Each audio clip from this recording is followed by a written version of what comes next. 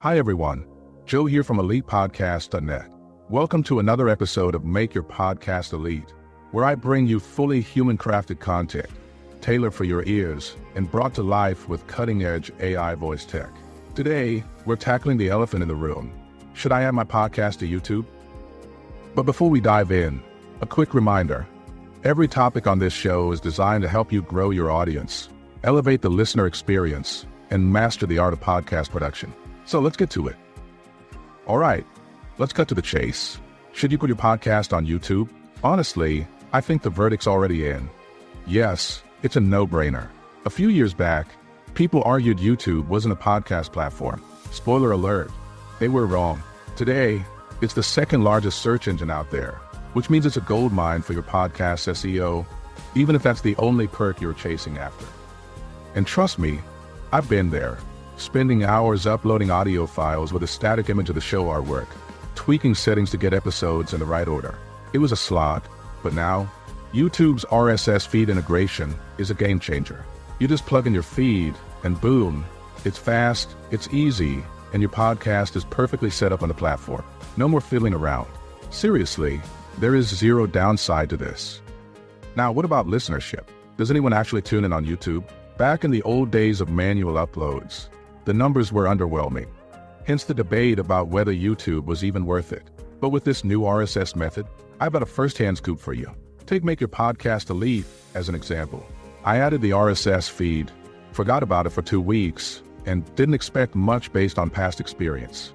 Then, out of curiosity, I popped into my YouTube studio for something unrelated. And guess what? This show already had 25 views. Not bad for zero effort. That tells me YouTube isn't just a place for podcasts. It's a place where people discover them. And I would bet my mic that this trend's only going to grow. To sum it all up, putting your podcast on YouTube is free, easy, and definitely worth it.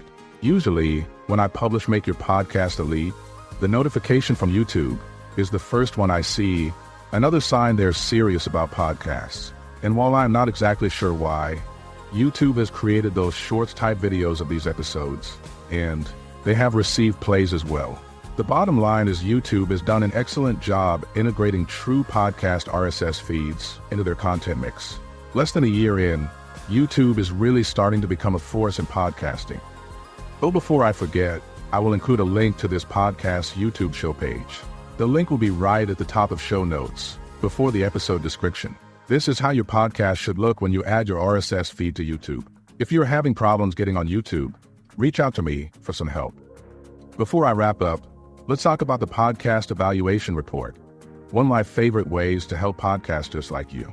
For less than the cost of a pizza, I'll dive deep into your show and brand, spending over 2 hours to deliver a detailed PDF packed with actionable tips. One podcaster recently called it really useful and invaluable. And that's the kind of feedback that keeps me fired up. Thanks for joining me on this episode of Make Your Podcast Elite. Got thoughts or questions? Shoot me an email. Links in the show notes or at ElitePodcasts-dot-net. Please subscribe, share the show with your fellow podcasters, and swing by ElitePodcasts-dot-net/listening. That's where I spotlight some stellar podcasts. Think your show, with at least 7 episodes, deserve the feature? Send me your link via email, and I'll check it out. Until next time, keep making your podcast elite with Joe from ElitePodcasts-dot-net. Catch you for the next episode, my friends.